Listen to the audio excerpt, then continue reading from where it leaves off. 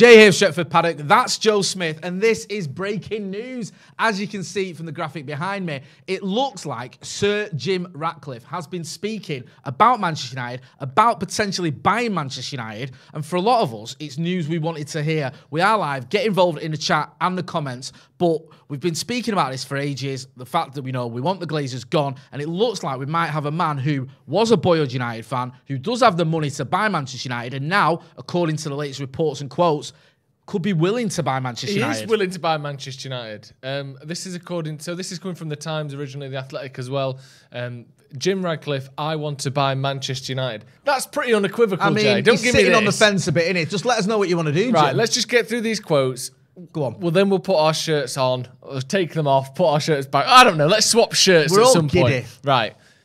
Here's the quotes. A spokesperson for the Ineos billionaire confirmed that Ratcliffe would welcome the chance to talk to United's owners. If the club is for sale, Jim is definitely a potential buyer. If something like this was possible, we would be interested in talking with a view to long-term ownership. The Glazers have come in for all sorts of fierce criticism. Of course they have. This is not about the money that has or has not been spent.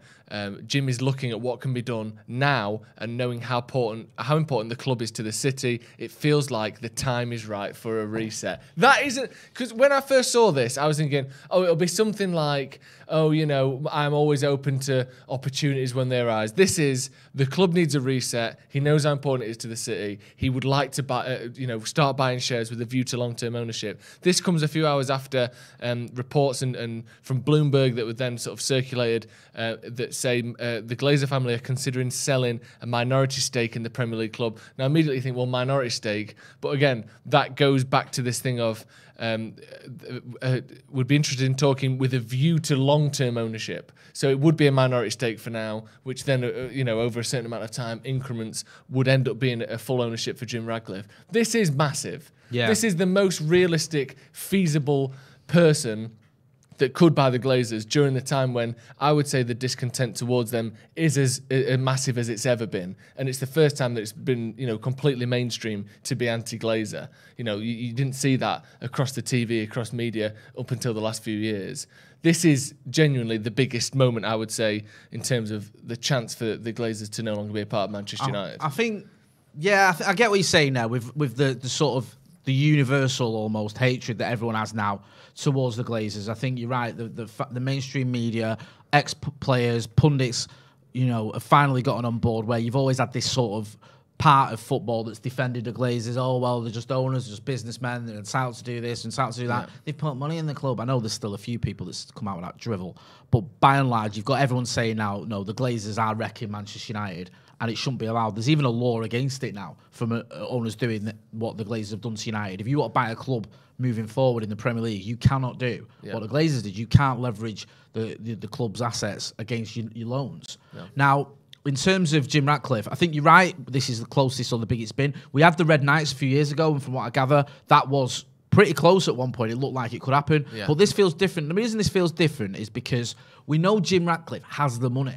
Yeah. He is Britain's richest man. This isn't someone who's going to have to get some other people involved for as part of a consortium. He's not going to have to get any loans. He's not going to have to go out there and see who else can help him out. He's not going to have to get the Glazers to lower the price to below what they would want for the club. Mm-hmm. He's someone who is worth, depending on who you read, anything between 12 and 20 billion pounds. Yeah. Now, let's say even at the top end, Manchester United was going to go for 6 billion. He's still got that with money to spare. So you feel like this makes sense. Now, we spoke to Kieran Maguire a few months ago. Well, I know you spoke to him more recently. I remember him saying to me about Jim Ratcliffe. Jim Ratcliffe tried to buy Chelsea in the summer. Jim Ratcliffe was a boyhood United fan. He tried to buy Chelsea, and he did an interview about trying to buy Chelsea.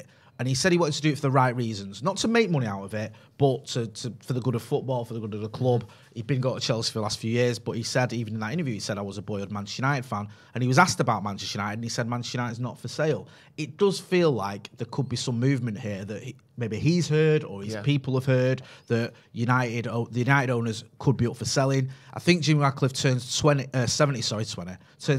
in October.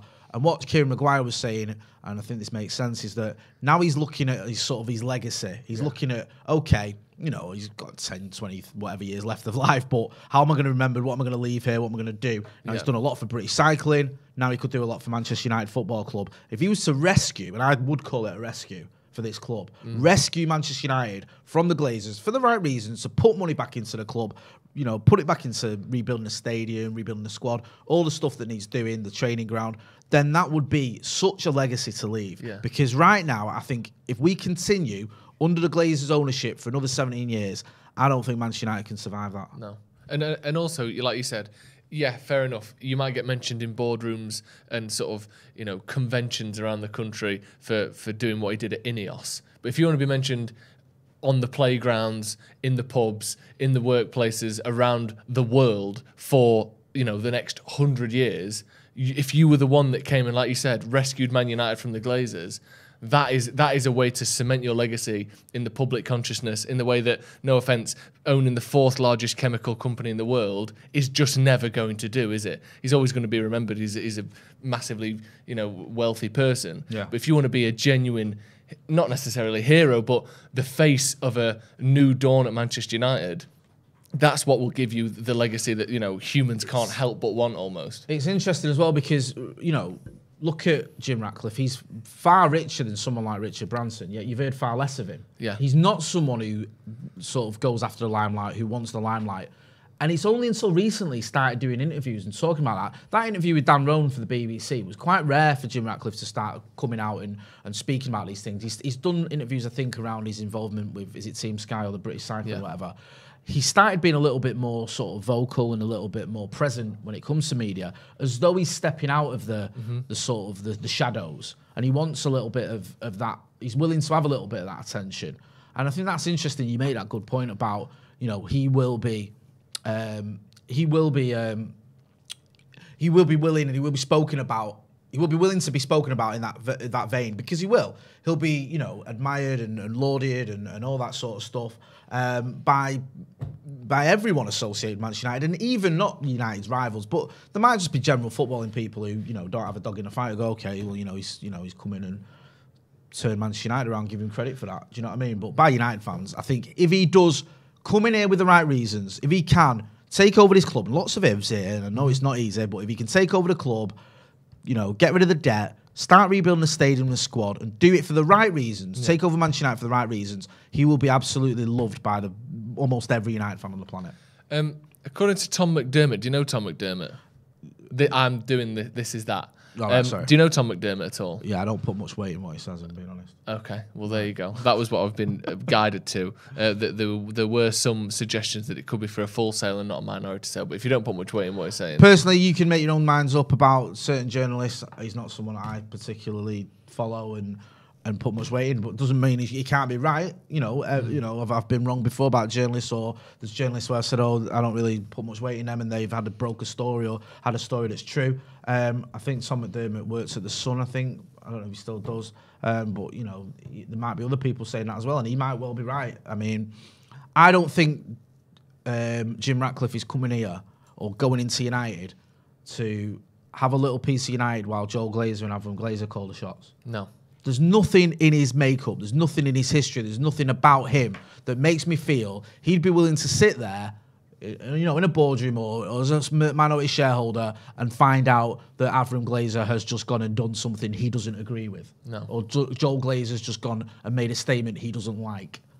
Which is what you'd have to do if you're in the minority. You're not the majority. You're literally the minority. So you're, the Glazers would still be calling the shots. Is Jim Ratcliffe gonna let that happen? It seemed very strange. And I know sometimes these deals can take time because the Glazers did it. They had 10%, I think, or 13%. Then they had 20. Then they had 30. Then they had 46. Then they had 70. Yeah. And then it was they got to the point where you get over a threshold. And there was a compulsory purchase order where many people I know, people that members of your family, members of my family, owned a bit of Manchester United. My dad had some shares. Your dad had shares. Yeah. Your dad owned a part of the 99 winning club, the treble winning club, and was told that he had to sell his shares to the Glazers because it was a compulsory purchase order, which was just so tragic for a multitude of reasons. But, that's where it got to. I think with Radcliffe, it could take, incremental purchases, but the end game, surely, for him to start by Manchester United would be, as has been reported from, his quotes from his people, would be for him to own the club. And that's the thing, isn't it? Like, I don't think these two stories are unrelated.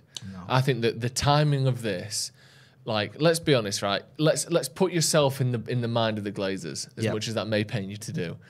If what they wanted out of Manchester United was a business that they could own, hold, take for what is in their life a relatively small dividend out of, but is 20 million quid a year isn't small to anyone else, but they're used to dealing with millions.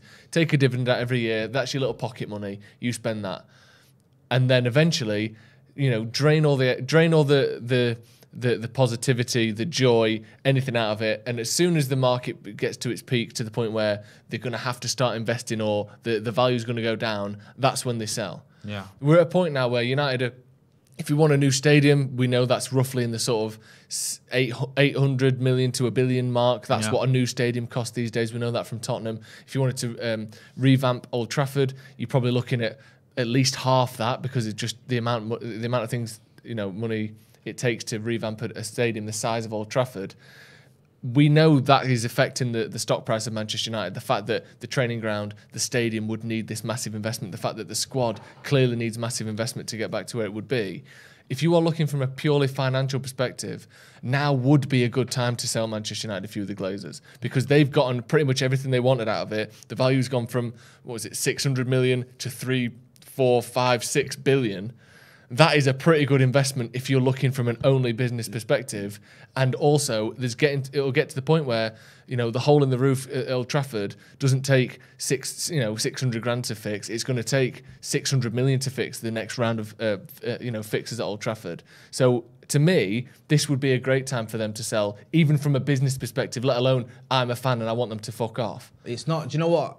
You're right, but I think what's happened today is what this will do and what it is doing, and we'll get to the comments in a minute. Definitely. So, please do send in your chats and your comments, and we'll get to them, and hit that like button.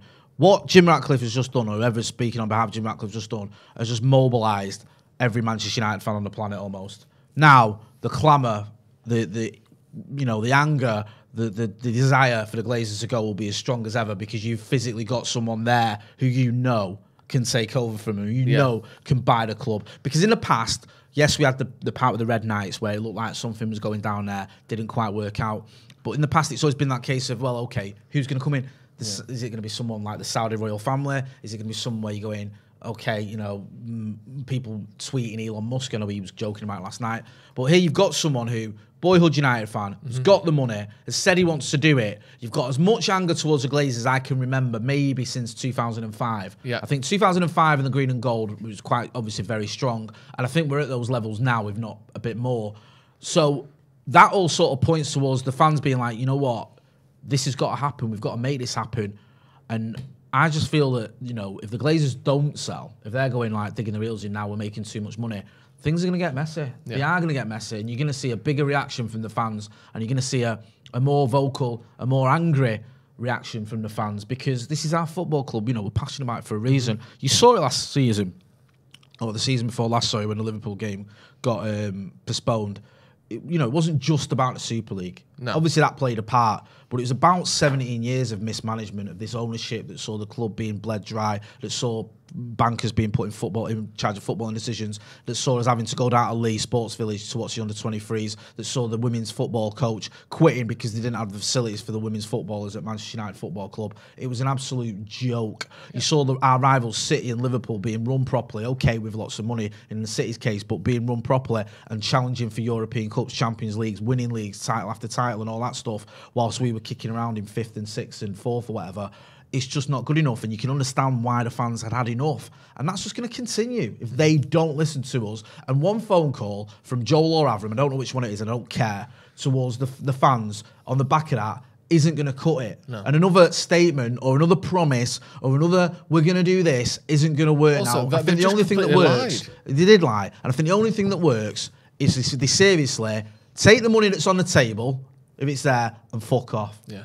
And like you said, there are very few people in the world that have right, there are some concerns and environmental things of pollution and that sort of stuff. He works in the chemicals industry, but when you're talking about someone who's I'm not dismissing that. No, but that's what I'm going to say. Yeah. When you're talking about billionaires, self-made billionaires, it is very rare that is the maximum you can throw at a person. That they had to close down a plant in Middlesbrough because they were polluting too much, so they left. Do you know what I mean? Not ideal. I'm sure if you worked at that plant in Middlesbrough, you wouldn't have been happy. But it's not. When you look at who owns Newcastle or Man City, it's very much the good end of billionaire. I've always said it, and I've tweeted it, and I've said it on camera that there's certain lines in the sand for me. Yeah. And you can argue that this billionaire is just as bad as the other, but they're not. No. There's a difference between I'm not saying that's great, polluting a factory or whatever it was in Middlesbrough. But it's not the same as chopping people's hands off because they're homosexual. Yeah. It's not the same as using slave labour and watching thousands of people die because they're making you nice hotels. So let's not say that all billionaires are the same. Exactly. There are different levels to this. And like you said, you've almost got this sort of like saviour figure waiting in the wings now. We know his name, we know his face, we know he's got the money. That's the thing. Consortiums can work, that can happen, but it's always this sort of, in terms of a public figure, when you think of it as a single person to hang your hopes on, they're kind of faceless. They're often quite sort of difficult to pin down in terms of, is the money there, is it not there? It's all pledges and this and that. This here, you've got one bloke who's got the money, who wants to buy it. Like you said, it doesn't get much better than that in terms of mobilising United fans to, push this deal over the line in any way we can. And like I said, with the Super League, look at the clubs who didn't really do much against the Super League. Liverpool, City, people who, are less unhappy with their owners. The reason United fans got so outraged by what was going on there is, like you said, 15, 16 years of this. We're sick of it. Quite ironic as well, isn't it? I've seen some certain Liverpool fans bragging about the way they got rid of the Super League and how the fans got rid of the Super League, and yet they're the ones moaning at us for getting the game postponed. I think you'll find the most sort of emphatic action in regards to that was by United fans. And again, it wasn't just the Super League. I'm not going to pretend it was. It was a culmination of 16 years at the time of mismanagement by the Glazers. Go on, I'll let you get in some of the chats. Zachary Purvis with a super chat. I'm going to go through all your super chats. Zachary Purvis says, play the kids, take a mid-table finish and allow Sir Jim to get these tools out, see what the kids have, then build on from there. Up the fucking paddock. Sam says, could the Michael Knighton stuff be driven by the Glazers, seeing as it's driven the price up? Ratcliffe likely would have put the feelers out way before this. I think that's too many steps of conspiracy there. Who knows is obviously the answer, but I wouldn't have thought so, no. Cubes says, is it time to get giddy? I don't know about giddy. I'm certainly excited. I'm certainly nervous.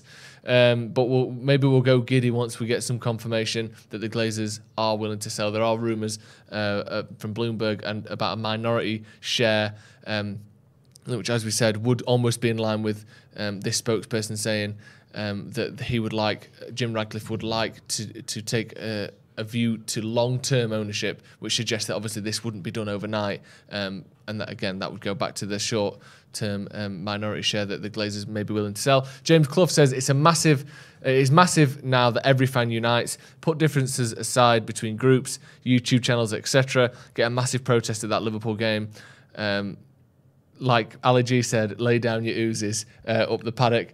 Mike Cullen said, seeing United win everything there is to win, but the Glazers selling would top all of this. It has to happen. Christopher McKay, his legacy would be viewed like Jimmy Murphy's.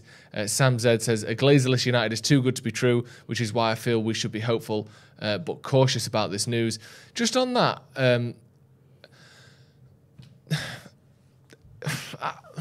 there's part of me that thinks that he isn't doing this by accident, is he? He's never done this before.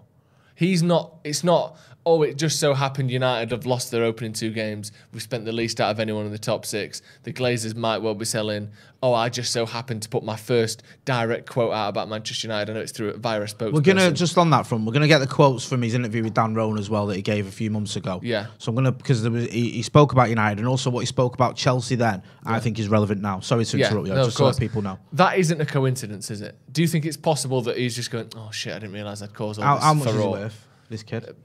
Jim Ratcliffe? Yeah. Anyway, well, he was valued at $28.2 billion in 2020, which puts him at around £15 billion. You don't make 15 billion quid by just doing things on a whim or just guessing or stumbling into getting it wrong. No. You do it by being very intelligent, very astute, and very calculated.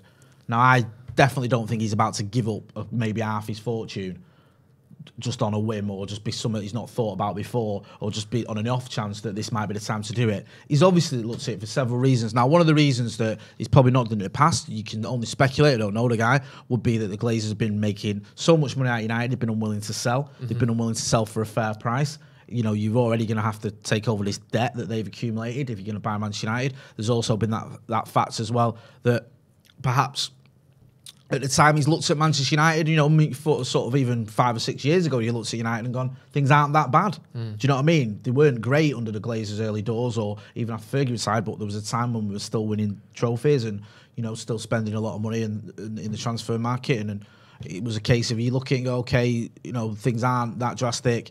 The price isn't right. Why would I get involved in trying to do a bid now? Now things are different. We've not won a trophy for as long as has ever happened in my lifetime. Yeah. I think, what is it, 2017? Yeah, so 5 years. So yeah, I've never gone. I've gone 5 years, 85 to 90 in my lifetime where United haven't won a trophy, and that's it. And it's going to be, it's probably going to be a bit longer. Well, I'm nearly 30, and it's the longest I've ever. Yeah, the longest you've ever seen without a trophy. Yeah. You've also got a squad where I think just by looking at who we've been linked with this summer or these last couple of weeks, and who everyone, from people I've spoken to on socials and from people spoke to at the stadium, whatever, the amount of players that people think aren't good enough, I think is the worst I've ever known at Old Trafford since maybe, when I was very little, just before Atkinson got sacked. It's like that almost half the squad people feel isn't up to scratch. So you've got to do that. I've already mentioned the facts, and you've mentioned the facts about the stadium. You've already mentioned the facts about, the facilities are just not at the stadium, but we haven't got a designated area or designated stadium, for the women's team or for the under-23s or for, the under-21s, the academy. Yeah. So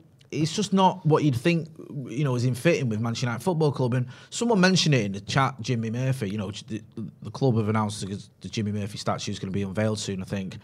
Jimmy Murphy, he's famed. If you ever go down to Carrington, there's almost like a shrine to him. And I think one of the buildings called the Jimmy Murphy building. Mm-hmm. There's like a little wall that's made up. I think it's where the press conferences take place, unless they've moved since I was last there. And it says, he kept the flag flying high. It was always about the academy. It was always about the youth. It was always about nurturing that. And we're not doing that anymore at Manchester United. We haven't got the best facilities for the academy. We haven't got the best scouts looking at the academy. We've got some of the best players. We've got some fantastic players at that level. But we're not giving them the support they have, because some of them are going to get thrown into this first team because we haven't spent the money to supplement the first team. Yep. So when you look at that and you think, what, are we keeping up the traditions of Manchester United under these owners, the traditions of Jimmy Murphy and Matt Busby and Sir Alex Ferguson? No. And what's it going to take to fix that? For starters, it's going to take investment. But first of all, you've got to get rid of the Glazers, and I think this is the man who can do it. Yeah, definitely. Just to go through this news again then, Jim Ratcliffe has said via a spokesperson that he wants to buy Manchester United. This is in an interview with The Times. He said, if the club is for sale, Jim is definitely a potential buyer. This is according to a spokesperson for Ineos and for Jim Ratcliffe. He said, if something like this was possible, we would be interested in talking with a view to long-term ownership. Apparently, that's according, again, to that spokesperson. This is not about the money that has been spent or not spent. Jim is looking at what can be done now, and knowing how important the club is to the city, it feels like the right time for a reset. We've got a few points as well from the BBC website. He said he's originally a United fan, and he said he has split loyalties between Chelsea and Manchester United. I think that was probably because he was trying to buy Chelsea at the time. Apparently, the bid is not about making profit. This is regarded, again, to his Chelsea bid that he made a couple of months ago. He said that he's made lots of money from chemicals, so he doesn't need the profit from a football club. British businesses buying a British asset is what he wanted. Again, this is all in regards to him buying Chelsea a few months ago. But like you said, a lot of this is very relevant and repeatable for a potential bid for Manchester United. This goes alongside news coming out of Bloomberg in the last few hours as well, that the Glazers would be willing to sell a minority stake in Manchester United. Again, that kind of dovetails nicely with the idea that Ratcliffe would like to buy a portion of Manchester United with a view to long-term ownership. So it probably wouldn't be an outright all-in-one, swoop to take over the club, $6 billion cash up front. But this would be almost the transition period of the Glazers out, Radcliffe in kind of thing. Yeah, just on that interview with Dan Rowan, I've got it here on my phone because it is quite pertinent. Some of the things that he says. So this is back when he was. This interview was from, I think it was from May in 2022, and again, this was him talking about buying Chelsea, but he mentions Manchester United because he's asked about it. He says that he had split loyalties between Manchester United and Chelsea. Mm-hmm. He said that he was a boyhood Manchester United fan, but more recently, when he's lived in London, has gone to Chelsea. But the thing that he sort of alluded to as well, he spoke about being there for the long term and being fully committed. He said about it wasn't just about making money. These are the sort of things that you want to hear from someone who is buying United. I know he's talking about Chelsea, but you'd imagine that that what he said about Chelsea would apply to Manchester United. About sort of backing the manager and things like that as well, because that's an important part of this. Yes, he could come in with loads of money, but if he was to come in with loads of money and then just start, getting involved in picking the team or trying to change everything about United, even the things that don't need changing necessarily, or bringing in more business people to take. I like that. What's that chat? Abhinav Verma says, Jay, he emptied the ATM. I tweeted a few weeks ago that I'd seen Jim Ratcliffe in Eccles taking money out of the ATM at Morrison's. You're joking. I thought it was a bit. But you know what the worst thing is, right? What? My missus messaged me and she said, that's sweet, is it true? Oh, that's nice. I went, babes, like the richest man in Britain wasn't at Eccles Morrison's getting money out to buy Manchester United. How much money do you think's in that fucking ATM? She went, when you put it like that, I realise that's a silly question. It does sound a little bit silly, doesn't it? Yeah, she was like... I think it's a 350 quid daily limit, isn't it? Certainly not 6 billion. Yes, he said, when he was living in London for many years, Chelsea I could go and watch. It was still quite difficult to go and watch United, so I have split loyalties. He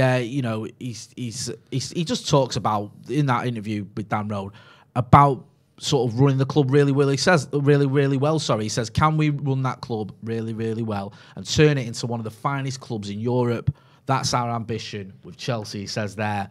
But you'd imagine that would be the same United. He also says, this is quite telling, we're not interested in making money out of Chelsea. The investment in Chelsea is a long-term thing. Again, these are his words talking about buying Chelsea. Now, if he's interested in buying Manchester United, I'd be very surprised if his attitude was completely different. If he was going to say, well, we're not interested in running the club well, or we're not interested in making it one of the best in Europe, you'd imagine his attitude would be completely the same. So that is what he said to Dan Rowan, 5 months ago. Not even that, I think 3.5 months ago. That was about buying Chelsea. He didn't. Todd Burley obviously bought Chelsea. Yeah. Jim Ratcliffe, now though, according to these reports and according to his spokespeople from the time, giving an interview to the Times, or whatever was quoted in the Times, is interested in buying Manchester United. So I would look at those quotes and think that could apply and that should apply to Manchester United now. It's a good point that you said about he doesn't do things like this by accident. He's not someone that's just won 20 billion quid on the lottery and doesn't really know how business works. He's someone that has, rightly or wrongly, I think some of it has been maybe anti-union stuff and some things that obviously, if he were to buy Manchester United, we'd hear all about the negatives and the bad things that he's done, because that's just how publicity works. But everything he's done has been considered and thought through, and you don't make 20 billion quid by, oh shit, I shouldn't have said that. Do you know what I mean? This is, even the fact that it's done through a spokesperson is done tactically. None of this is a mistake or, an accident. Are you excited by this? How does it, just you, how does this make you feel? Because it's made me nervous almost, because that hope of that, you almost feel like they would never leave the Glazers. Do you know what I mean? And even for an owner that people liked, 17 years is a long time to own an asset like Manchester United. That's a good chunk of time they've done. And to say that, they've been pretty much universally hated throughout, it's almost insane that they've managed to stay this long, isn't it, the Glazers? Do you know what I mean? Imagine doing something for 17 years where hundreds of millions of people hated you. How difficult is that to sort of just keep up, keep a brave face on for the Glazers? 17 years is a long time to be hated, isn't it? I don't think it gets through to him, no, and I don't think it gets through to him enough. Surely they do. I've seen, pictures of people posing for selfies with him in Barcelona a couple of years ago. Avram was at the Avram, like he's been mate. Avram Glazer was at the game against Brighton, and yeah, there was a few anti-Glazer chants, and I know because I was there in the middle of it. But you know, he went to the game, he watched the game, he left, he went home. Do you know what I mean? Yeah. Like, you know, he's been what? Is it Joel or Avram? I don't know which. I struggle to tell the difference between the two of them, but one of them got stopped by a Sky reporter when he was out shopping. Yeah. You know, what did he do? Do you know what I mean? I've seen Bradley Wiggins get more harassment over his mystery package than this kid got over ruining a football club. And it's just like, I think they're insulated from it all. I really do. I think that now and again they get a little bit of something where, you know, someone turns up at near their house and does an interview, or they might hear some rumblings or whatever. But they spend nearly all the time in Tampa. They own a football team down there, American football team, down there. I think that's their priority when it comes to sports. And I just, you know, I don't think that it's actually hitting home to them, or if it does, they don't care. Yeah. And when it does, I don't think it's that big or frequent enough, because they're obviously to feel comfortable enough to show the face at Manchester United Football Club. Do you know what I mean? It's amazing though, isn't it? And I heard things as well, I'm not going to go into them, but like, just the level of how little they know about the club is unreal. Like, people would be shocked if they knew some of the things that I've heard. I'm not going to repeat them, but like, it's almost like they don't know anyone who's at that club, who they are. Really? Honestly, other than Ronaldo. Honestly. Certain things is just mind-boggling. Like, there's a real attitude towards the Glazers of like, oh, right, so who's this guy? Oh, right, okay. Oh, he's the captain. Oh, right. It's like literally they know sod all about this club because they don't care. Do you know what I mean? I don't know a lot about, you know, certain clubs because I don't care. I don't know a lot about Liverpool or City. Like, I don't care. You know, these guys own Manchester United. They're taking millions out of the club, and yet they don't give a toss about Manchester United. They never have done. Now they don't even give a toss whether Manchester United are successful on the pitch. There's always been that thing of, oh, at least let's keep us in the Champions League. Maybe they want to do that because they'll make more money. I don't even think they care about that anymore. I think they just resigned to the fact, let's just bleed this club dry as much as we can, as quickly as we can, regardless of what that's going to cost to the fans. Because if they did care, then we'd have had a bigger transfer budget this summer than 60 million quid going into the third game of the season. Yeah. That's ridiculous, that. Yeah. Do you know what I mean? Yeah, let me get through a few super chats and we'll come to some of those transfers, because there have been one of the most news-filled days I've ever seen as a Manchester United fan. Tahir Khan says United need to go through a detailed bidding process like Chelsea. Radcliffe's, I don't know if they do, because it's not the same thing, is it? You don't have to. Do you still have to bid when you're buying shares? It's not the same as because Chelsea was up for sale, wasn't it? Because their owner was basically, you know, pushed out by the government. Is it the same? I don't know if it would be the same process. I'm not saying it isn't. I'm just saying I don't know. Do you know about that, Jay? Whether it would be the same process as we saw with Chelsea, where you'd have to have bids open and stuff. I don't think it would. I think it's slightly different because Chelsea was just, it was a sale, and it was a for sale in the sense that he had to sell that club. It's almost like and a time was auction. ticking for him because there was a lot of public outcry in terms of whether, you know, how long he had, and people weren't happy with the fact that Abramovich was allowed to sell Chelsea. A lot of people were saying, well, if we're seizing all the assets of these oligarchs, why is this guy allowed to sell 4 billion quid's worth of them from the middle of London? Why are we not just taking that off him? So I think they had a sort of a sense of urgency there. Listen, I'm going to get to sort of the Jim Ratcliffe stuff again in a minute. One big question is he going to back the manager if he does come in? And if not, while we're stuck with the Glazers, are they going to back the manager? Adam McCall has been on BetVictor doing their last man standing. He's been chatting about Erik ten Hag and all that stuff. So here's a little video from Adam, and then we'll get back to, we'll have a bit of a reaction from that, and then we'll get back to more updates regarding Jim Ratcliffe and his potential takeover of Manchester United Football Club. I'm honestly, I'm fully behind the manager. I'm looking forward to seeing. Of course, all right, maybe he made a mistake or two in selection or something like that, but ultimately, I think what he's asking of these players isn't the wrong thing. I think he's just got idiots trying to carry it out. I mean, when you but that's his fault, though, isn't it? If you ask, you know, if you need to solve a complex mathematical equation and you ask an idiot to solve it for you, you're responsible. Cristiano, but who else has he got? Like, you mentioned Cristiano Ronaldo earlier. Like, he would probably love to be able to go, you know what, Cristiano, just do one, please. No. And then he does that, and we got no striker. Yeah, but honestly, I'm trying to solve. Replace Cristiano Ronaldo with a striker. I'm trying to solve getting to Mars, but I'm not coming to you boys for it. Like, with the greatest of respect. We want to get a midfielder, yeah. And guess what we have to do? Sell one of our brightest, youngest prospects to be able to afford a midfielder. Like, we're in the process of selling James Garner. It makes no sense. Like, Tottenham or someone will go and buy him and turn him into the quality player that we know he should be. And it's almost like Barcelona acts like we're selling our future to kind of ensure our present. It's backwards. But these owners are awful. And look, obviously, the owners and what they're doing gets magnified at moments like this. Ultimately, what I'm saying here is I'm giving Erik ten Hag time because I know he needs it.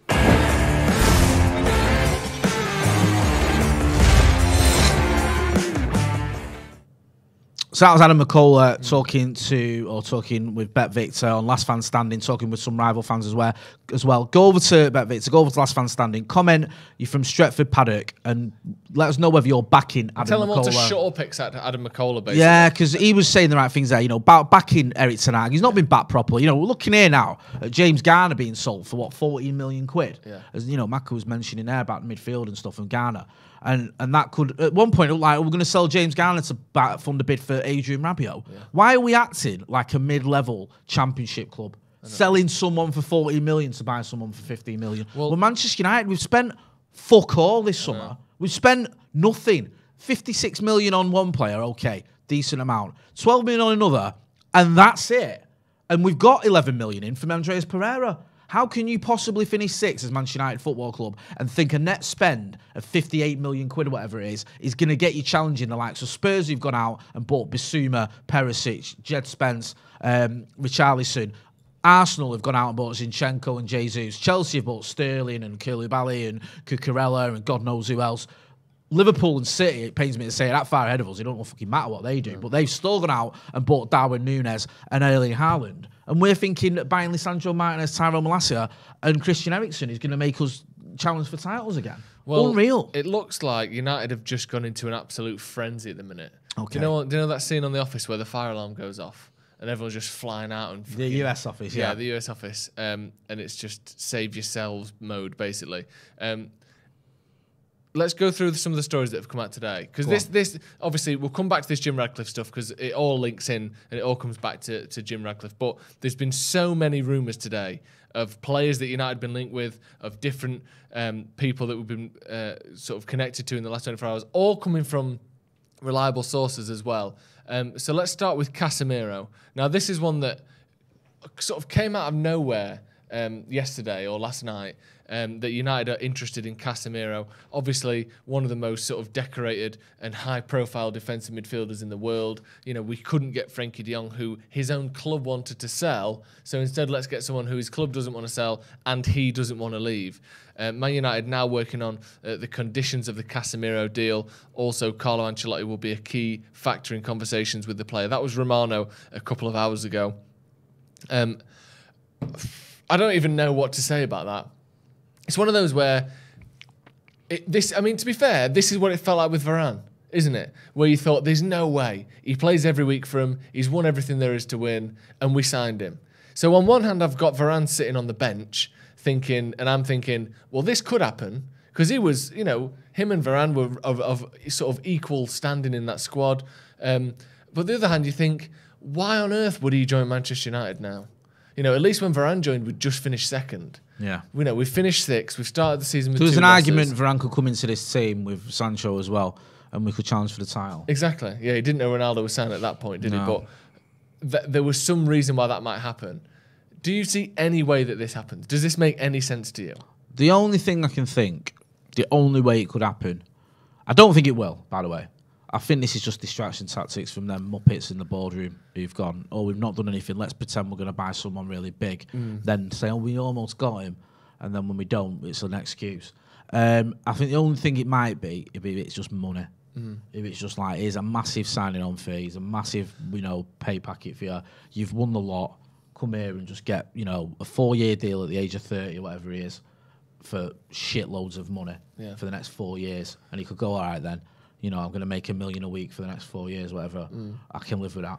Do you know what I mean? That's the only way I see it happening. But I don't see it happening. I think it's rubbish. Can't even get Rabiot. No. But the thing is, I think we are going for him. That bit seems relatively clear. All the top journalists are saying that. Like, it's not like this is bullshit because we're not even bothered. Where's this rumour? Who do you think's telling the journalists that, though? United. Yeah. United are saying we're going for Casemiro. Yeah. And I don't blame the journalists, because if a club tells you they're going for someone, and they might be, they might be trying to get him, but they might be going into these negotiations knowing the chance of getting him are almost non-existent. I woke up this morning to a message in my group chat, my family group chat, from my dad saying, João Felix. Yeah. And then I seen something later on saying, oh yeah, he's got a €350 million buyout clause or something. Yeah. But every player in Spain I know has everyone got does, a buyout clause. but why, when we couldn't get, or we haven't got enough money for Anthony, we haven't got enough money for some of these other players who are being linked with, being priced out of them. Why have we got even 100 million then for João Felix? Where have we got that from? Do you know what I mean? Yeah, I think that makes no sense to me. Almost, and also, what's the creative or not creative? What's the scouting process where you go, the first one on my list, Joe? Yeah. For me, the priority signing to lead our attack is Marko Arnautovic. Yeah. If we don't get him though, we're going to go out and get João Felix. I want to get Adrian Rabiot. I know the different players, but if I don't get Rabiot, then I'm going to get Casemiro. What? How does that work? Do you know what I mean? If Aldi's short, I'm going to go to Harrods. Do you know what I mean? Exactly, yeah. That's what it is, isn't it? Yeah. It's like, I'm either going to get a Ford Cortina, or if I can't get one, I'm going to get a Ferrari. Yeah. What? No. It makes no fucking sense to go, I want Arnautovic and I want Rabiot. Well, no, can't get either of them, so we're going to go, right, Casemiro and Felix. What? 200 million quid worth of players. Well, how was that? You've gone from a 33-year-old you were haggling over 7 million quid for, and a player who's, got a checkered history at best for 16 million quid, and then you've not got either of them, so you're going for one of the best midfielders on the planet, and you're going for one of the most expensive attackers on the planet. That's your answer. That's your backup. It's bollocks. Do you think it's all just United trying to cool this, frenzy of the fans basically wanting to kick them out? Me and you sat here, or stood up there a few months ago, I think before we went on tour, and we spoke about clean slates for everyone. And I said that, the manager gets a fucking need a clean slate. The manager's going to get backed anyway, coming into this mess. Getting behind a manager, giving these players, even though they'd underperformed for a season, giving them a clean slate, giving this new regime, the likes of Richard Arnold and John Murtaugh and all them lot, and a chance, yeah? Show us what you're made of in this transfer window. We said it, didn't we? Yeah. We said this is their chance. This is the chance to prove to Manchester United you know what you're doing, to prove you're better than Ed Woodward, to prove you give a toss about Manchester United, to prove you understand football and what this club needs and the team, how it needs strengthening. And so far, they've been shambolic. Yeah? They've been an absolute disaster. Yeah? Murtaugh, Arnold, he's busy getting levered in pubs, spouting drivel about we've got 200 million to spend to people that were going to go to his house. And Murtaugh, he's done nothing. Do you know what I mean? Yeah. If you're good at your job, prove it. And what we're seeing is not people that are good at the job, it's people that haven't got a clue and are making it up as they go along. Yeah. It's embarrassing. Imagine if this was the Scousers. They just finished 6th, and you heard they were going for Marko Arnautovic and they didn't get him, they're going for João Felix. Bro, my Twitter would be non-stop. I'd be banned You're now just from going Twitter. crazy. I would. Yeah. Do you know what I mean? If I saw the Scousers acting like this, you're going for Rabiot, you didn't get him, you're going for Casemiro, oh my God, this is comedy gold. There's no way I'd be able to get off. I wouldn't be able to get off my phone. It's like they must be loving it because we're a laughing stock, and it's because of these people behind the scenes coming out with this nonsense that's making it a part of that. Obviously, a big part of it, and the biggest part of it is the owners. Yeah. So let's move on from Casemiro then. Just just to ask you the question: would you have him at United? Of course. Yeah. He comes in, right? If he comes in, I'd probably give him the armband. I know he's not that guy, but I would. Yeah. Certainly give him the headband. Just something to insinuate. If Casemiro comes in, because remember when we said about Varane, he's gone from having Casemiro in front of him to having Fred and McTominay. Yeah. And that's why, he's struggling and having, obviously, David De Gea wasn't having a great spell of it all the time, was he? So, listen, 100% I'd take him, but it ain't going to happen. Do you know what I mean? Yeah. I just, like I said to you, the only way this happens is if we absolutely throw money at him left, right, and centre. Yeah, and he goes, you know what? $400,000 a I'm week. 30, I think he's 30 now. Yeah, I'm 30 30. years old. I've won everything pretty much that I want to win. And if I can get, I don't know, 12 million quid a year for the next 4 years, what's that? 48 million quid. I'll go and finish 6th in the Premier League. Yeah. Do you know what I mean? Yeah. And at that point, are you still getting the same Casemiro as well? Not just in terms of age, but in terms of effort and, let's be honest. I don't know. I think that if he did come, even if it was money motivated, I still think he'd give you his all on the pitch. He seems like that guy. He does. He does seem Do you like know that. what I mean? And he's a great player. But you just think what we've seen of Varane, whilst he's not been bad, it's his injuries. He's not been there, though, was it? No, his injuries. That's true.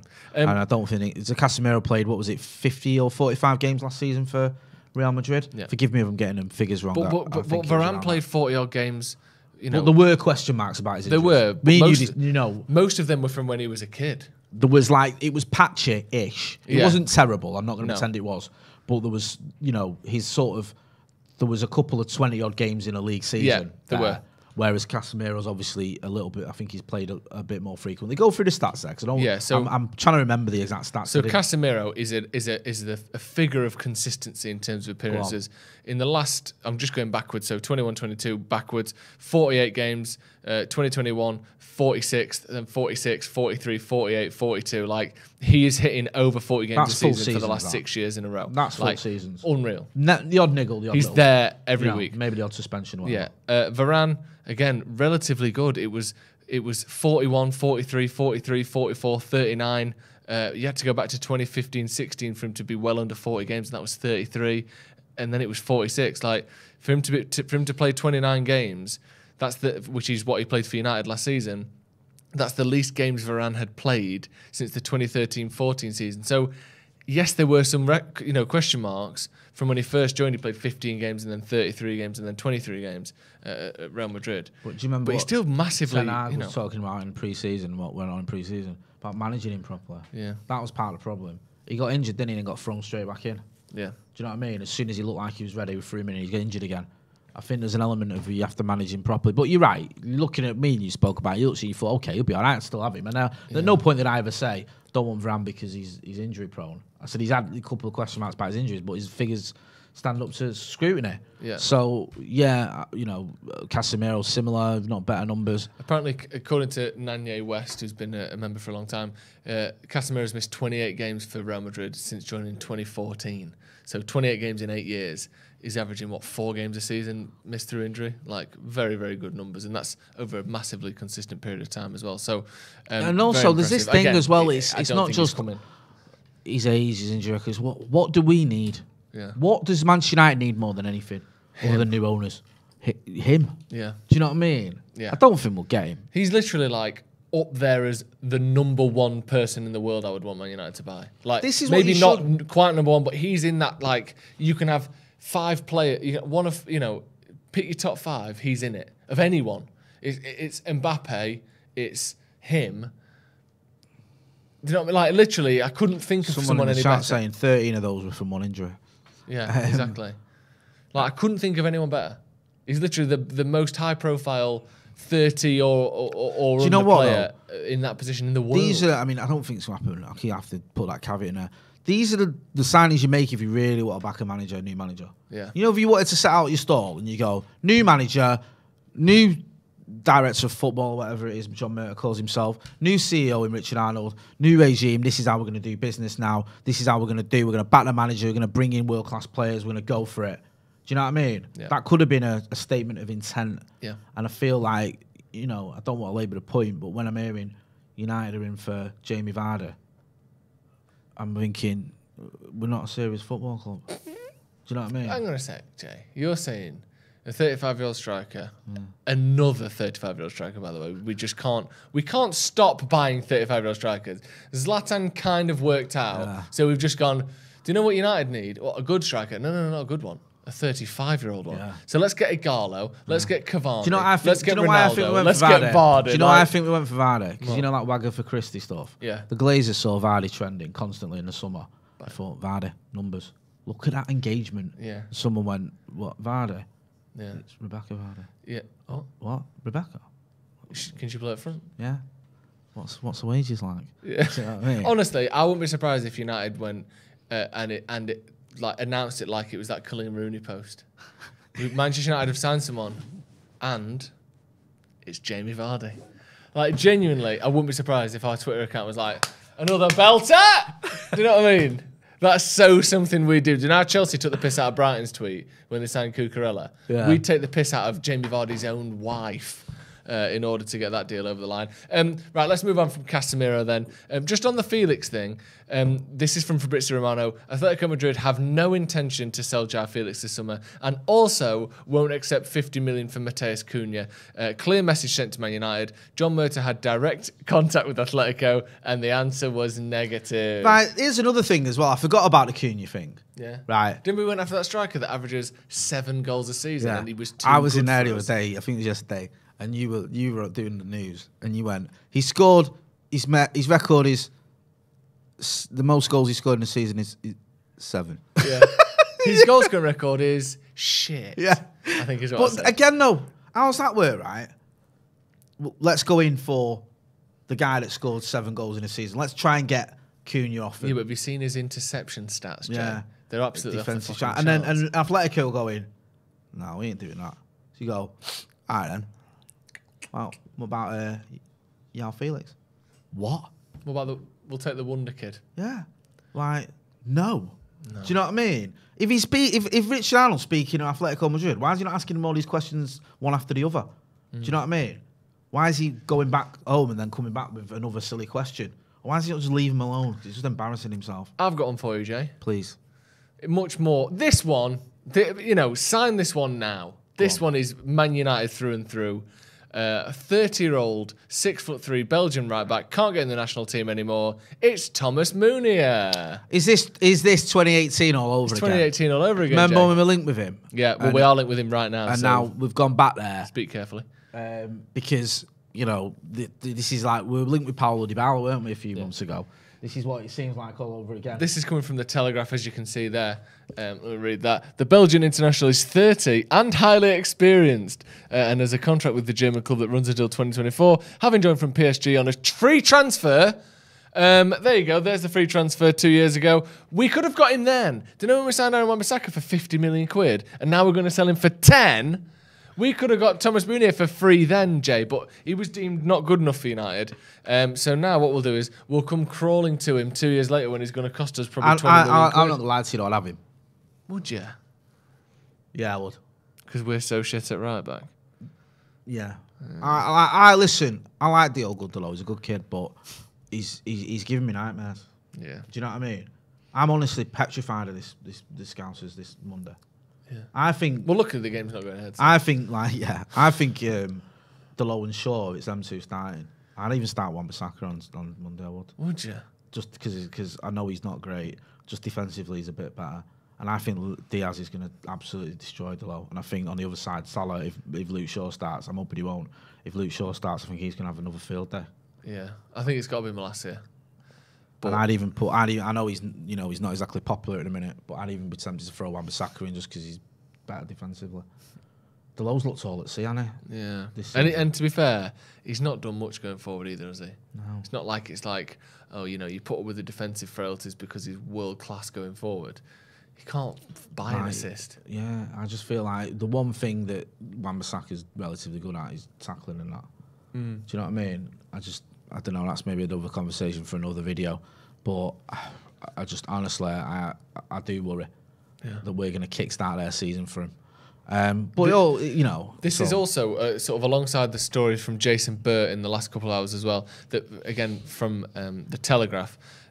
Manchester United are targeting 5 new signings in a frantic end to the transfer window.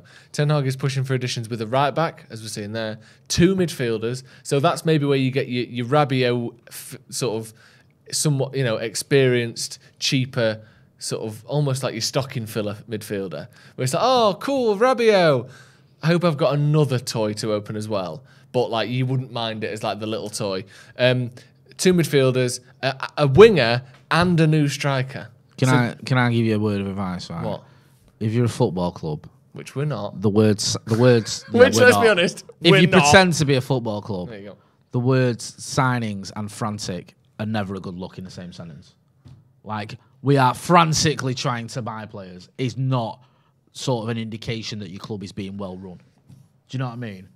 Nothing good comes from frantic signings. Do you know what I mean? And let's face facts, we've had months and we couldn't even get Jay. Rabiot done. I'm going to stop you there. Let me stop you there, Jay. There is no way John Murtagh could have possibly known when the transfer window opened. No, that's true. That date is anyone's guess. Yeah. Yeah? There's no way that he's known since last year that the transfer window would open the day it did. No. He got a letter 3 days ago saying, the window is open. Start working now. Right? He didn't know the window was open at the start of July, Jay. Yeah. Start of June, whenever it was. He wasn't to know that. He's only just found out it closes. He thought it was like fucking basketball or whatever, where you can just transfer people all the time. Do you ever get messages off your bank where it goes, you're in an unauthorised overdraft? And you go, what? Eh? And you look and it's like, oh shit, that direct debit's gone out. I forgot about that. Do you know what I mean? Do you reckon that's like Murtagh? He woke up and he went, there's only 2 weeks left. The transfer window. He's like, what? Really? What do you mean? I thought we had a month. Why did they call it the January transfer? I thought it was closing in January. I thought we had ages. I've not even rang anyone yet. What? No, I'll ring him now. Ring him now. Yeah, who's min? Casemiro. Let's get him. Who you got on FIFA? Hey, I got Casemiro. Yeah, Felix. Yeah, I've got a kid here in. I've got a kid here in Madrid. Let me phone him. Do you know that guy who just scored against us 2 weeks ago for Atletico Madrid? Buy him. You know that guy that's... Yeah, someone went, buy that kid from Madrid, and he went, right, Sam, Cunha, yeah, I've put a bid in for him. No, not Cunha. Oh. Felix. Yeah, yeah. Right, yeah, Felix, yeah, right, Well, Sam. like the cat. Yeah. Shut I'm up, on that, John. don't worry. I've got all that sorted. And then, no, the best one was when John Murtagh went over to Turin. He went... Here we go. Here comes John. They went, John, that Rabiot deal, man, it ain't happening. He went, leave this to me, bro. Book the flight. I'll get on the plane, go to Turin, box it off. His mum's his agent, how hard can it be? Box it. I'm great with mums. Yeah, trust me, yeah. Gets over there. It's like, yes, let's make this happen. She's like, no. All right, no worries. I mean, it was proper David. How you doing? Let's do that again. She went, oh, don't do that. About Adrian, anyway. What do you want? Just about your son. I've come over here to seal the deal. So. Are you thick? It ain't happening. I told you that on the phone. Why have you turned up? I thought you were playing hard to get. Hey, still, if you don't carry on, you'll get a piece of my mind like Pogba's mum got. Now, fuck off. We still go for dinner with me? Okay. Fucking hell. John Murtagh basically flew to Turin to buy fucking Rabiot's mum tea. John Murtagh. Do you know what I mean? Fuck me. And then came, like, you don't fly somewhere unless you know you're going to get a deal done. Yeah. Because that is embarrassing. Yeah. Like, you've He's come done it back twice now. without your duty frees. I know. You've been away. Your missus said, you go away. All right, I'll let you go on that lad's holiday. Cheers. But make sure you get me something. And you get out of the airport, you think, oh, fucking hell, I didn't get her anything. I'm going to have to get She's her. going to go fucking mental. I've got to go back in. I'm going to have to get her a Greg's. Yeah. I'm going to have to buy a bottle of something from the offer. I got you this. Yeah. I've been to Turkey on holiday. Yeah. What you got? You got the steak bacon. Steak bacon that's still warm. You fucking lying bastard. I asked him to put it in the engine to keep it off. You go on that lad's holiday for a week and you come back with a steak bake from Greg's. What do you think John Murtagh came back from Turin with? What do you think he came back with? Look at that. Stadio delle Alpi or whatever it's fucking called. Little miniature. Shake that. Look at that. Stadio Alpi. Snow globe. You can't get them over here. No, you can't. They don't sell them anymore. It wasn't a completely wasted trip. So, went to Barcelona. A little pen. Look at that. Turn upside down. The new camp's naked. Oh, yeah. Let's have a go. Where's Frankie de Jong? Don't worry about it. Look at the pen. Richard Arnold, like, yeah. No, it's mine. I'm your boss, give me it now. Do you know what I mean? You broke the last one. Mate, we're just a banter club, man. We are. Like, we're an absolute mess. Right, should we move on to another transfer? And you know what I'm sick of doing as well? Oh, go on. I'm sick of seeing signings I don't really know what else to make and getting behind them because I think they're going to happen. And then they don't happen anyway. Actually, for that very reason, I'm going to skip this. Christian Pulisic, ladies and gentlemen. The American failure. Chelsea are willing to let go of Christian Pulisic because he's bang average, and Manchester United are interested in a possible loan deal, according to Andy Mitten. There's two things I'll say about this, right? One, he's probably the only Chelsea player who doesn't go straight into our first team. Like, genuinely. You could just, if you just had a ball with a load of balls in representing Chelsea players and you went like that and pulled anyone out, they'd walk into our first team. Yeah. Except maybe Christian Pulisic. He's probably second place in his favoured positions across the front five. Yeah? He is, isn't he? He's not getting rid of Bruno. He's not getting rid of Henriksen. He's not getting rid of Sancho. He's probably not getting rid of Marcus. He's probably second choice to all of them. Yeah. The second point of my argument is he's at least a backup. Go on. He's at least a backup. We do need a backup. So that's what he would be.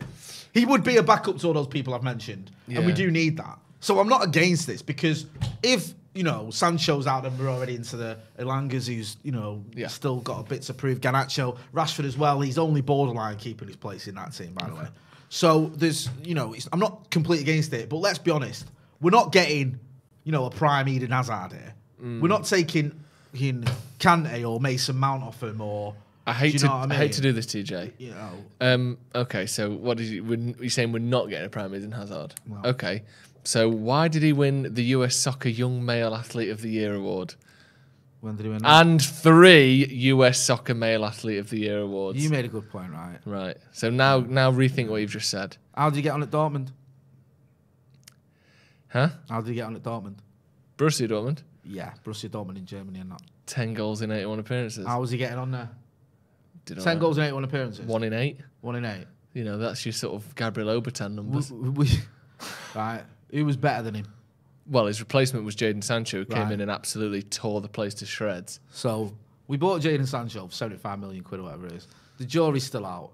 We're now going to go and loan the kid that he did a lot better than at Dortmund to come and potentially replace him. I mean, listen, like I said, if he comes in, great, it's back up. But it's another underwhelming one for me. Proper Murtaugh maths, this, isn't it? You know, I've never watched Chelsea and seen Pulisic come on or whatever and gone, he makes them sick or he's a threat. It's just, he's all right. If it was Hudson-Odoi or someone, I'd be a bit more like, maybe. Well, you say that. Or Mason Mount. There was some mention of Hudson-Odoi. Apparently, United are said to also be interested in Hakim Ziyech as well as Callum Hudson-Odoi. Hudson-Odoi could leave on loan with Newcastle, Dortmund, Leicester and Southampton all in the race to signing. That's coming from the Standard. Right, so we're in for Hudson-Odoi, Hakim Ziyech and Christian Pulisic. We're at the point, just fucking name a player, Jay. We're in for him. Name a player, an owner and a food, and they'll all be starting for Man United against Liverpool. Honestly. It's literally animal, vegetable, mineral playing up front for United as a 4-3-3. We will sign fucking out at the minute. It's like we got to Chelsea. Yeah. Can we have Hakim Ziyech? And go, no, he's too good. What about Hudson-Odoi? Oh, no, that ain't happening. Have you got anyone who's shit enough that you don't want him? I've got an American here sat here who's been fuck all for us for the last 2 years. Can I have him? Yeah, we'll have him. Sound. Murtaugh's done it again. It's so fucking The funny thing is about Murtaugh's probably flown to America to make the deal happen. And someone said to him when he got there, "Look, he's in London, you dickhead." I'm in Pennsylvania. Where is he? Oh, he's he doesn't fucking live in America. A's never lived in Pennsylvania, and B's in London. Why is he called, the American assassin then? I assumed, quite rightly, that he lived in America. I'll be back in 6 hours. So that's that one, right? I don't even think we've got a graphic for half of these because of how mental it is. There was a talk I can't get over the fact we're linked with 3 Chelsea players. It's like we're just going to... Can we have him? Can we have him? What about him? How about him? Oh, come on, bro. You've got to have someone here for me. Don't be on that. My team are proper shit. You must have someone. Don't tell me you haven't got anyone there you don't want. That. What you got in swaps? Yeah. Wingers? Yeah, all right, we'll take any of them. We'll take any winger. There's only 11 players that can start. You can't need all these players. It's impossible. You must have someone you don't want. Yeah, we'll have him. I don't need to know his name. Just send him over. I don't need someone. to know his name. Bro, I've got 14-year-olds ready to start. This is so good. Oh, it's fucking mental being a United fan, isn't it? Right, Diogo Dalot. Right, I like Diogo Dalot. You say this every time, I Jay. do, man. He's a good kid. Yeah, he is. And there's a lot to like about him. And if it wasn't for him, we wouldn't have beat PSG that time. But I worry about him. Yeah. I think what's happened here is what happened to him for Portugal in the Euros. Go on. He's had a couple of good games in pre-season. And everyone's going, yeah, he's right. He's all right. He's good enough. Yeah. And then he's come back to United, or he's started the season in the Premier League, and he's been found wanting. Mm-hmm. And the thing is, you can't just ignore the certain individuals. You can't go, well, everyone's shit, so it doesn't matter. Yeah. It does matter. It still matters that when you look at individual performances, you're right. Yeah, that you just made me laugh. Yeah. That Pulisic stuff. Yeah. When you look at Dalot, yeah, as an individual, as his performances in the first 2 games, it's woeful. Yeah. I hate saying that, but it is. It is, isn't it? I'm thinking, like, what I've seen, is he genuinely even, like, Premier League quality? Really? Like, at the minute, that's how bad his form's been. and I want him to turn it around more than anyone because there's a lot to like about him. He's done certain things where you think, all right, I can see why he's in the team. He's had to fight for his place. I like that. I like the fact he's fought for it. He went on loan. He came back. He's not just spat his dummy out and gone, oh, well, the transfer, I'm not getting in the team. Do you know what I mean? And he's off the pitch. He seems like he's got a good attitude. You never hear any dramas and all that stuff. But the main question you ask any player at Manchester United is, are they good enough? And I have doubts about it. I want him to prove me wrong. Or do you know United to get rid of them doubts? Rang Chelsea and went, you got any wingers? Yeah. I'll fucking take anything. Yeah. Right? Barcelona did the same tools with right backs. Have you seen this? According to Gerard Romero, Barcelona want to sign one of Dalot or Wan-Bissaka. Well, how's that work? They're hoping to improve Xavi's options on the right hand side, and the United duo are part of a 5-man transfer list. How is that one off, right? That's like ringing up someone for a birthday cake. I ain't got a birthday cake. I can have a spanner. What? Well, I want one of the two things. Yeah. I've got. Like, how is that? Can I have Dalot? Because he's someone that fits in our team. I like the way he plays. I like the way he gets forward. He's good on the ball. He's good from taking it from defence to attack. He's the type of player that fits in our system perfectly. Can I have him? No. All right. Can I have the other right back who's the complete opposite of the one I just described? Boom. That's like, just because they're in both right backs doesn't mean they're similar. No. They Do are you know what I mean? Different, aren't they? They're massively different. They are. That makes zero sense to me. Mind you, Barcelona makes zero sense because they're skinned and yet they buy everyone in sight. So it's like the opposite of United. We've got money, but we can't fucking buy them. And also, if Wan-Bissaka goes to the new camp, I want a fucking phone call with his agent because he needs a pay rise. What's that? You're not good enough for United, and you're probably one of the worst signings we've done in the last 10 years. Oh, but I've got you a move to Barcelona. What? How the fucking hell does that work? Remember those rumours that came out that Marcus Rojo just kept telling his agent to make him sign for Real Madrid? He's like, just get me moved to Real Madrid. He's like, they don't want you. He's like, you're my agent. Did you ever watch? Get me it. Did you ever watch that documentary on Spurs? What was it called? The Sky's caving in or whatever. All or Nothing. All or Nothing. Yeah. And it was like Danny Rose was waiting to find out who was going to win now, and they were like, "Nah, they ain't wrong for you." And he's like, "All right," and he's like, "There might be a bit of interest from Newcastle or not." He's like, into Miami. I'll take anything. Okay. He's like, what? No, they're not. Where you think you want to go? Ain't happening. We've got some good news about us. The good news is they wear a nice stripy kit. Yeah. Oh, Inter Milan. What do you think of the North East? Yeah. Please, not Newcastle. Especially Sunderland. So, like, how the hell are you failing your way to the new camp? Yeah. That's insane. It'd be good for him, though. Of course he fucking would. Good luck. Do you know what I mean? Yeah. No, he didn't, right? He'll go there, play about 7 games or whatever, and win the Champions League. Yeah. Do you know what I mean? Yeah. It's just, I don't know. It's insane. It's impressive, isn't it? Should we just go back over this Jim Ratcliffe? Yeah, let's get back then? to Jim Ratcliffe. Let's stick Jim Ratcliffe on the tally. So this was the breaking news that came out not long ago at all. The Ineos billionaire Jim Ratcliffe has said he wants to buy Manchester United. Now, speaking through a spokesperson, they've said that if the club is for sale, talking about Manchester United, Jim is definitely a potential buyer. They said also that if something like this was possible, we would be interested in talking with a view to long-term ownership. The spokesperson added, the Glazers have come under fierce criticism from fans, as we know. This is not about the money that has been spent or not spent. Jim is looking at what can be done now, and knowing how important the club is to the city, it feels like this is the right time for a reset. Again, the crucial bit there, if something like this was to happen, we would be interested in talking with a view to long-term ownership. That is massive, innit? That is a massive story tonight. Huge. Isn't it? It's the biggest story in the history of Manchester United. Is it? All right, maybe not. I've had time to reflect and it's not even close. Turns out, no. I can't even pretend to like make jokes like that because it isn't, obviously. No, people not. take me seriously. But it's the biggest, that is the biggest story since Fergie retired. Do you think? Of course it is. Of course it is, man. Yeah. This is seismic. And I wasn't saying it just to sort of like, you know, for effect when I said I don't think this club can survive another 70 years of the Glazers. No. And when I say that, there'll always be a Manchester United. Yeah, we've got so many fans, we've got so many people that give a shit about the club. There will always be a Manchester United, but 70 more years of the Glazers, and we will genuinely, I'm not trying to say this, we'll genuinely be like propping up the championship. Yeah. Seriously. and we'll be playing, you know, they'll have sold off the stadium and we'll be playing in the Nag's Head car park. Do you know what I mean? Because they'll just bleed this club dry till there's nothing left of it. So we need someone to come and take this club off them. Someone who seems like they care, has a plan, has an idea, has a connection to football and to Manchester. It's nice to know as well. It's not essential, but it's nice to know he has. Yeah. You know, born in Manchester and stuff, and so he knows the city, as he's mentioned. That would be seismic. That would be massive. That would be, for me, the biggest thing to happen to this club since Fergie retired. It really would.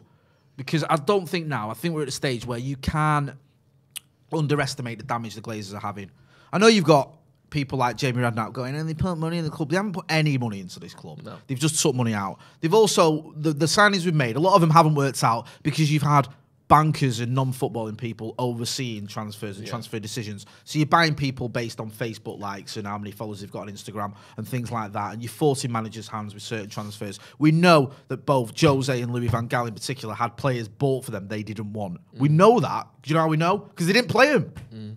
They were stuck with him. Jose didn't touch Fred. No. You might like Fred, but Jose didn't because he left him on the bench when we were losing. Do you know what I mean? That's not a manager who's got a player he wants. So who bought Fred? Who was making these decisions? Jose wanted to sell certain players. Now, you might not agree with Jose, but if he's your manager, you let him do what he wants. Yeah. He wanted to sell players and people like, you know, Joel Avram or whoever. Nah, that ain't happening. How can a manager work like that? How can a manager work when he's being told by people who know nothing about football what to do on the footballing pitch? It doesn't work, and it hasn't worked because of these owners. And don't get me started on everything else that's gone on with lack of infrastructure at the club. I was down at the Etihad a few weeks ago doing some filming for something, and they're building like some arena there now. That's the next project. Big co-op arena thing. Yeah. Like they're going to have the Manchester type arena at the Etihad, right? Now, I fucking hate Manchester City, yeah? But you can see what they're doing. Yeah. You can see what's going on there. And it's a positive move for their fans and everything. Don't see any of their fans moaning the fact that the stadium's going to be better and they're going to have better facilities and all this other shit that's going on there. Do you know what I mean? Yeah. You look at Liverpool, their owners, who are similar to ours. They're American businessmen who got in it to make a few quid, but they understand that they don't know a lot about football. So you get football people in charge, and they've won every trophy they can win. I know they've not won it all at the same time, even though they like to pose at those trophies at the same time, like the sad Muppets they are. Nice, sad. Yeah, but they've won everything. Do you know what I mean? And you look at us, and it's like, we're just getting worse. Yeah. And every time a manager looks like he might have a plan or knows what he wants to do, pretty much all the way he's been undermined. Do you know what I mean? He has. It's like Louis van Gaal. Listen, I'm not in Steve's bus of he'll give him more time, whatever, but Louis van Gaal won the FA Cup and got sacked. It's pretty unheard of, that. Yeah. For a club that wasn't really challenging for titles anyway. No. So sack a manager for winning the FA Cup. Fergie won the FA Cup, finished 13th and kept his job. Louis van Gaal finished 6th and won the FA Cup and got sacked, yeah? Jose comes in. He gets a new deal in the January, yeah, after finishing 2nd, and by the December he's sacked. It's pretty drastic, that, again. Yeah. Do you know what I mean? Whether you might look at it and go, well, Jose had to go, this, that, the other. Ole Gunnar Solskjaer finishes 2nd. Gets a new deal. Gets a new deal. Within 5 months, he's sacked. Yeah. That's not a plan. That's not having a sort of coherent strategy. That's just throwing things at the wall and seeing if they'll stick. Do you know what I mean? Yeah. There isn't a plan as well that makes you go from Jose to Ole in a footballing sense. It doesn't make any sense. Do you know what I mean? Or Moyes to Van Gaal. Do you know what I mean? There's a progression in there. Like when Liverpool went from Rodgers to Klopp, you could see that. Yeah. It's not dissimilar. And the targets they had that would have fitted Rodgers also fitted Klopp. When City went from Pellegrini to Guardiola, they knew what they were doing because they brought in players under Pellegrini with a view to them playing under Guardiola. So the likes of Raheem Sterling, the likes of Kevin De Bruyne were bought with a view to, you're going to be playing under Pep Guardiola soon, and these are players that Pep Guardiola knows that will suit him. Do you know what I mean? It was a plan. It was a strategy. I might not be happy about it because I wish they'd have got it wrong and they hadn't won anything, but they did, and they have done. So you look at that, and you look at these owners, and you've seen lack of investment, you've seen all this debt, you've seen no coherent strategy, and you've also seen this nonsense of putting people like Ed Woodward, an investment banker, in charge of footballing decisions. Simon Kelly with Super Chat says, if this is happening, forget any signings. Do you think there's a case to be made that if the Glazers knew that they were going to be selling soon, they would then stop investing in the club altogether to maximise any potential sale that they could get? As in, why waste money on it? Like, basically, people phoning it in on. It's a bit of a double-edged sword. Once you've handed in your notice, if you're like, sort of burning the village on the way out or whatever as you leave it, you know, it's not gonna help you because what's this? Sorry, you got another story coming up. Yeah. Like, because if they do decrease the value of this club by not investing in it, they're gonna get less money for it. Yeah. That's true. If they at least like buy some players now or whatever, or I know it's not their money, but if they sanction the signings of a few players and the club's in a strong position where we can still finish Champions League, then we don't take a massive hit on the Adidas deal at the end of the year.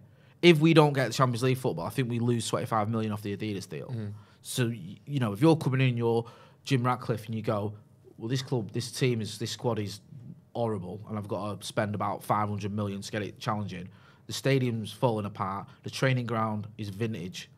And the youth academy facilities are nowhere near they need to be. We don't even have a stadium for the young players. I'm going to have to spend $2 billion to sort this out. Then I'm not going to give you the $7 billion you're asking for, the $6 billion. I'm only going to give you $4 billion. Do you know what I mean? Yeah. So I think it's sort of... They need to invest to keep the value high. Chiseled Planet says, love United, hate Glazers. Imagine how much United can spend on Old Trafford and or Carrington without interest and dividends.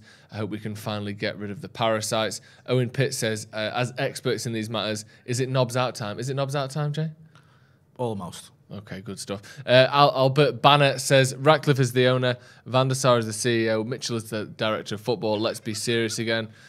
James Woods says, lads, if James Ratcliffe buys the club, it'll be the biggest thing to happen since the 2008 Champions League win. Also, if we're going to panic by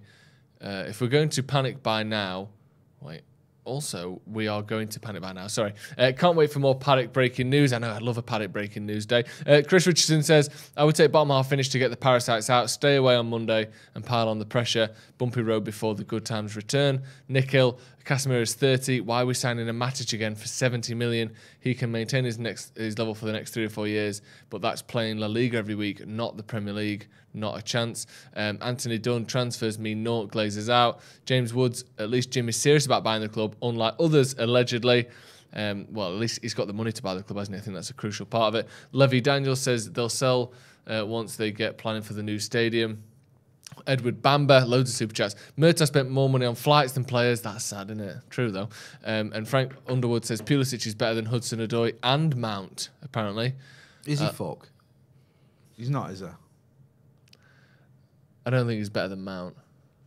I think Hudson-Odoi is overrated, to be honest. I don't think he's ever actually done enough for the Chelsea first team to be rated particularly highly. But I'm not having a dig at a guy who's got that opinion. I just don't agree with it. Parky says, why are we kidding ourselves into thinking this will happen? All he said that he'll buy the club if it was up for sale, but sadly it isn't. Again, there have been other rumours tonight from Bloomberg, from other sources saying that the Glazers may be willing to sell a minority share of the club. And again, he's talking about owning the club as a long-term thing, with a view to taking over long-term. That would start with buying a minority share in the club, most likely. Tejas says, did the owners tell Maguire to be an absolute plonker of a centre-back? Did the owners tell Sancho not to take on defenders? Did the owners tell Rashford to get his left foot something? I think he's defending the Glazers there. Right, I hear this argument. For starters, there is a valid point, yeah? I've said this myself. You know when Luke Shaw sort of talks about behind-the-scenes problems and more or less called out the owners?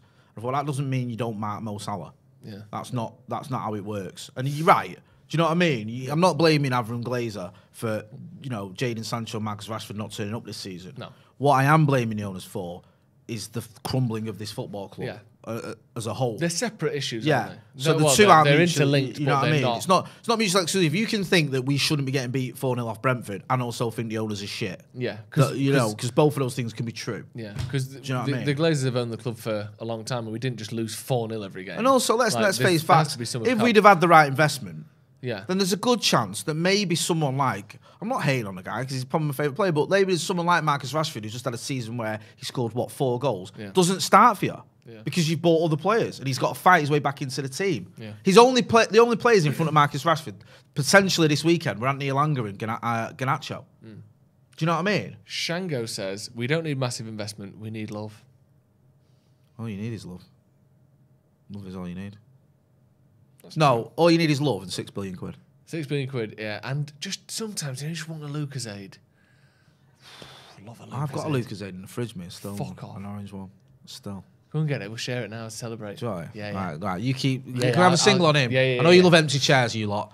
Yeah, go on. We've got a bit of news coming from Dharmesh Sheth. Jay, listen to this when you go and get that Lucozade, right?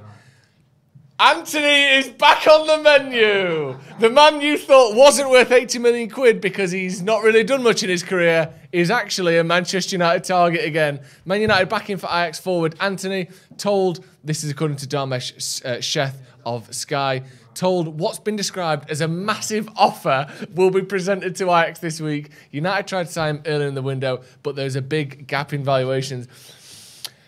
We're going back. Come on, get some of that. We're going back for Anthony, Jay. Thoughts? According to Dharmesh Sheth, it's kicking off. So, United's tactic was we went in for Anthony, right? We went, we'll give you 40 million for Anthony. And Ajax went, no, we're not doing that. Oh, wow. We want 70 million for him. Yeah. United went, we ain't doing that. And Ajax went, all right, then fuck off.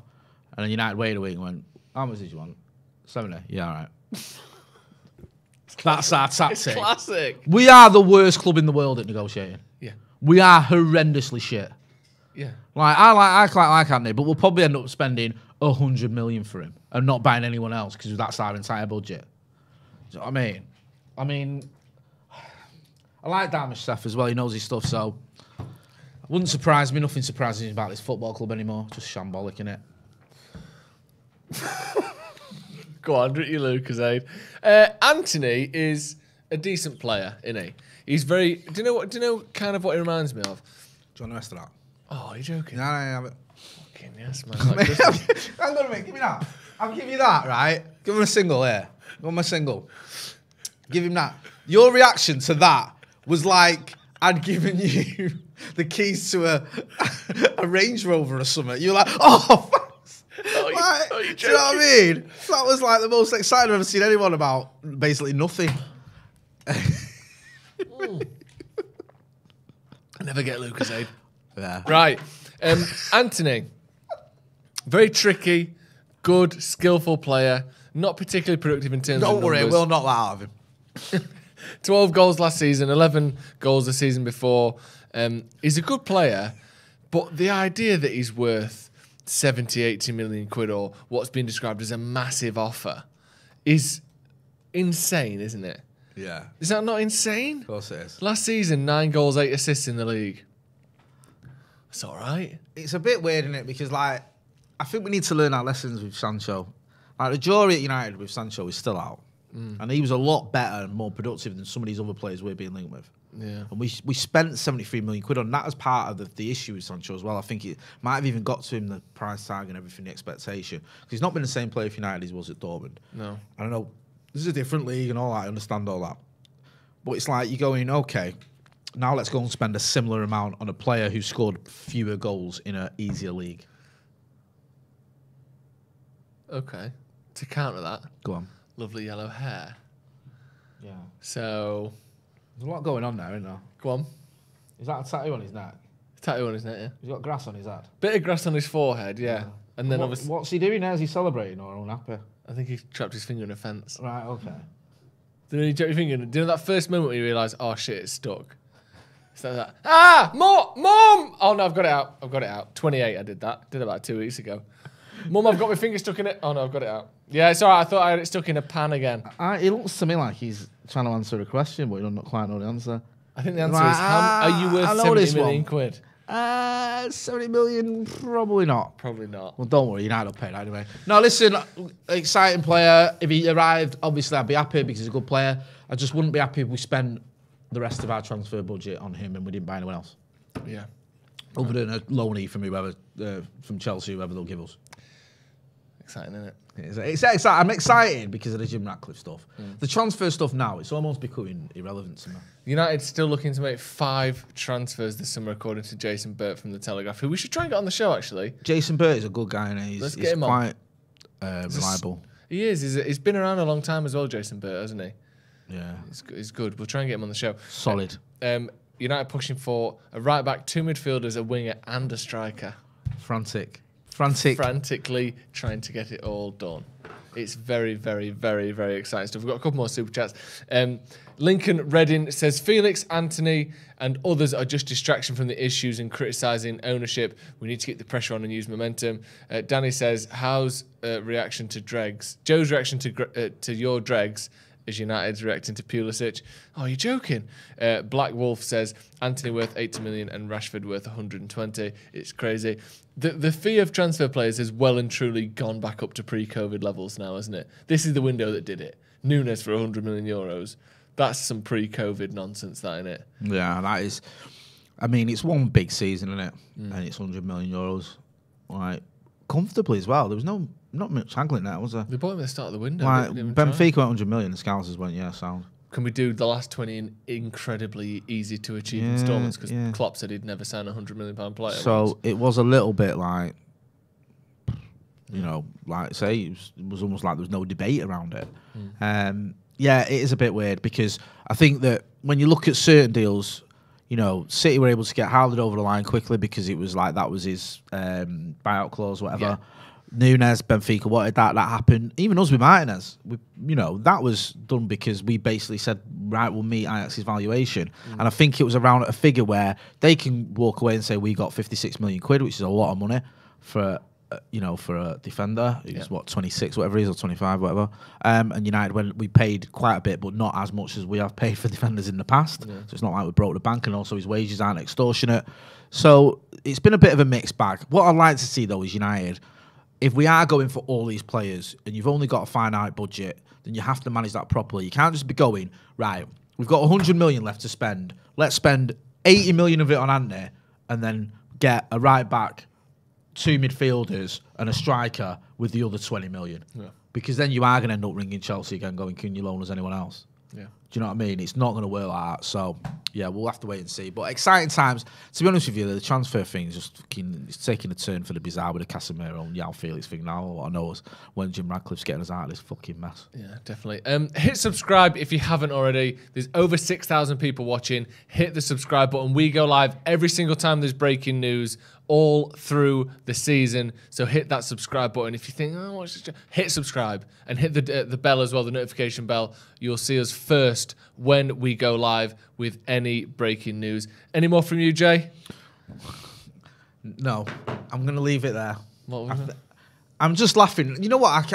My dad messaged me about this, and I see certain people taking credit for this Jim Ratcliffe thing. You've got absolutely fuck all to do with it. That's all I'm going to say. And you can make your mind up about who I'm talking about. Very good stuff. Thank you to everyone at home for joining us again. Check out BetVictor. Do you know why I think should take credit for the Jim Ratcliffe stuff? Jim Ratcliffe? And us. Why? Because we've been talking about this for ages, haven't we?